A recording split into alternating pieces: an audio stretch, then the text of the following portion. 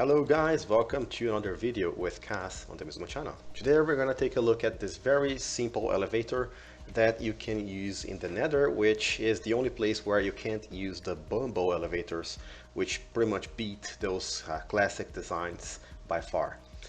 So let's take a quick ride on it. So it's one of those elevators where you have to position yourself in kind of the middle of the thing. Just press the button, let's see how fast it is.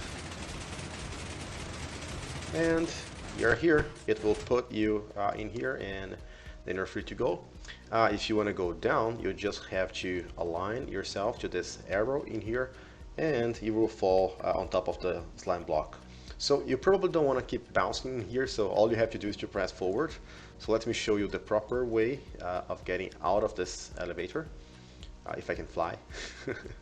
Okay, so the proper way is when you drop on the right side, because if you drop on this side you're gonna die. You just have to hold forward and you won't bounce. See, it's quite fast. And the other thing you definitely shouldn't be doing is to hold the shift button.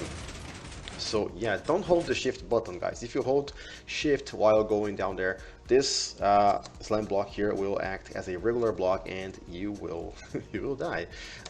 Yeah, every time you do a piston elevator design, a good thing to do is to test it in survival mode. So I'm gonna do this to you guys, just so you know that sometimes you can get damage from the elevators. This is not the case here. This elevator works properly. So another cool thing about this slime block in here is, since it's sticky, if you enter from this side and just hit your key to the right once or twice, the thickness of this block won't let you move too far in here. So it's easier to position yourself in the middle in here.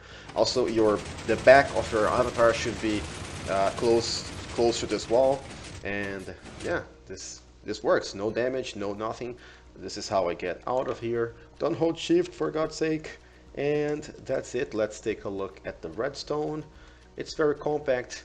I tried to make it not use redstone dust, so it only uses redstone dust here at the top, which is one pool. So even if you have to go from the bottom of the Nether to the roof of the Nether, this is not going to cause a lag spike on your server, probably. Those are the plans, at least. So this is not very cheap, but it's sure easy to build because it's just a repeatable pattern. And yeah, let's build it, guys. Okay, we're gonna need a footprint of 4 by 7 in total, and this is where your entrance is going to be. So you want to make sure to have your entrance only too high, because then there's no chance of the player being pushed out of the elevator.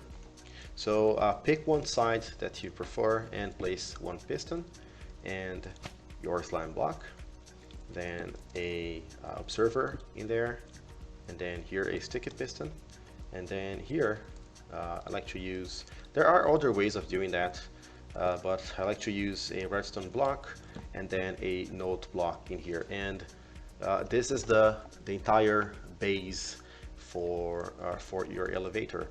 If you are building this in 1.12, this will not activate, so you can replace it with a piston, for instance, or a dropper, or a hopper, or a trapdoor. Before I forget to mention, your input goes in here by the piston, and on top of the block that gets activated, you place this observer block, and then you can start building a pattern like this, a zigzag pattern like this. So up to the side, up to the opposite side, up to the side, up to the opposite side. Or an easier way maybe to see this is just by building something like this, and then you're going to alternate breaking those blocks, and on this side every observer faces this way, and on this side every observer faces that opposite way. So this is the first step. Every time you see a observer block pointing upwards, you just place another observer in front of it in an alternating pattern once again. If you want to place blocks in here in the middle just for support, it's not a problem at all.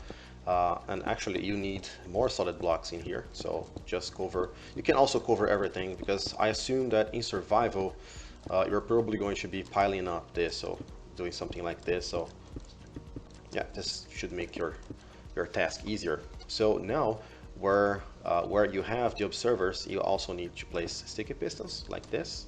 So we're going to do the alternating thing once again. So all the way until you reach the top. And here in front of those, you want to have regular pistons. You can have sticky pistons if you want, but it's better. I don't know. I think it's better if you just use regular pistons. So yeah, cover this as appropriate, like so. And this is how it looks. Okay, let's take care of the sides now. They're pretty easy to do. But first, as a reference, I would like to build this first. So on top of the last piston that you have, place 3 blocks. So this is 3 high. And then here is your arriving spot. So let's just build it first because it makes things easier.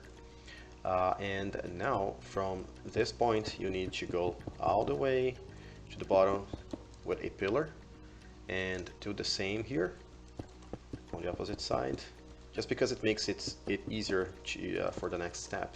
And the next step is you go on the side with the slime block and you start placing blocks like this. So 3 blocks, so 1, 2, 3, like this. In reality, you won't need 2 blocks like this, but if you place 3 blocks, it's going to make your life a lot easier in survival. So on the other side, instead of starting from the bottom, you start from the second row like this. So 1, 2, 3.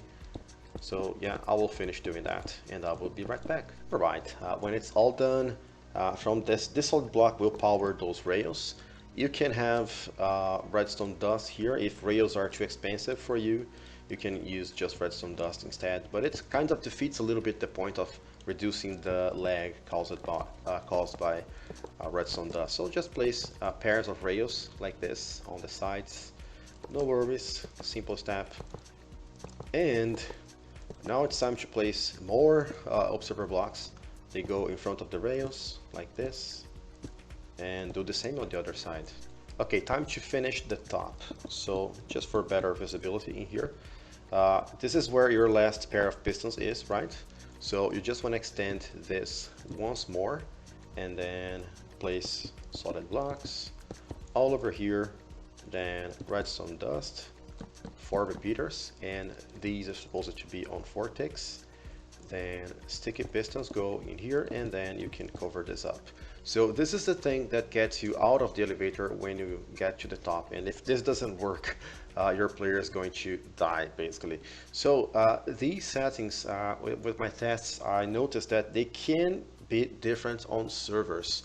So you're gonna have to run a test in here. So these are the most stable settings, but if you need, just play around with it, making it a little bit longer with the delay, or maybe setting it to a faster setting. So this is what works for me, and this is what I recommend to do. So last but definitely not least, you want to have some blocks in here. They don't need to be glass, it's just so you can see. It's cool if it's glass. I like to cover the corners as well, but this is totally optional. You won't fall through the corners. And yeah, you need the glass to prevent the elevator from pushing the player out. So we'll just add a little bit of floor for me in here. And let's run the first test, and actually it would be a good idea to place a block in here. So yeah, I'll align myself to the middle, my back touching the wall of the elevator, press the button, and I'm out. So this works, guys. Yeah, very simple elevator to use in the Nether, or if you just want a little bit of style to your base, like the classic old-time elevators. So hope you guys enjoyed this little tutorial. If so, please like the video and see you next time, guys. Bye bye.